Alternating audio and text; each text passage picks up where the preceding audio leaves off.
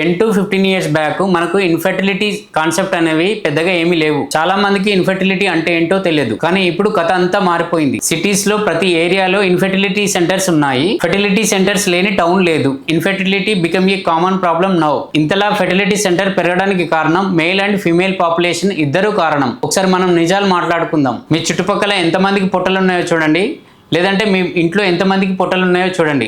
మీరు వీక్లో ఎన్నిసార్లు రెస్టారెంట్కి వెళ్ళి బిర్యానీ తింటున్నారు అండ్ కూల్ డ్రింక్స్ తాగుతున్నారు. ఈ రోజు ఎన్నిసార్లు ప్యాకేజ్డ్ ఫుడ్ తిన్నారు? నిజం చెప్పండి, ఈ రీల్ చూడే ముందుకు మీ మొబైల్ మీ పాకెట్ లో ఉండే కదా, ఎంతసేపటి నుండి మీరు కదలకుండా కూర్చున్నారు? ఎంతమంది బార్ లో కూర్చొని ఈ రీల్ చూస్తున్నారు? ఎంతమంది స్మోకింగ్ అండ్ డ్రింకింగ్ చేయకుండా ఉన్నారు? ఇవన్నీ చేస్తుంటే మీకోసం PCOS, డయాబెటీస్, హార్మోనల్ ఇంబ్యాలెన్స్ ఇవన్నీ మీకోసం కర్చీఫ్ వేసుకొని రెడీగా ఉన్నాయి. దీంతో పాటు ఎంతమంది 30-40 years ఏజ్ వచ్చిన తర్వాత పెళ్లిళ్ళు చేసుకుంటున్నారు? ఇవన్నీ చేసుకుంటున్నందుకే ఇన్ఫర్టిలిటీ ప్రాబ్లమ్స్ అనేది చాలా పెరిగిపోతున్నాయి. పెళ్లి చూపులకు వెళ్తూ ఒకసారి ఫెర్టిలిటీ ప్రొఫైల్ టెస్ట్లు చేయించుకొని వెళ్ళండి. Like FSH, LH, prolactin, testosterone ఇలాంటి టెస్ట్లు ఉంటాయి. ఒకసారి చెక్ చేయించుకోండి.